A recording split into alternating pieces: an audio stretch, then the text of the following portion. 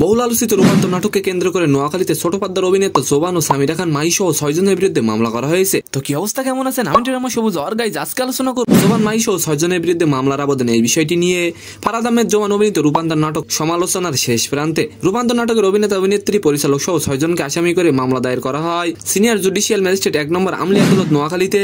মামলার বাদী হিসেবে ছিলেন সুপ্রিম কোর্টের আইনজীবী অ্যাডভোকেট কাউসারুল জিহাদ। আচ্ছা, আপনারা অবশ্যই কমেন্ট করবেন যে জোবানের বিরুদ্ধে মামলা করা কি ঠিক হয়েছে?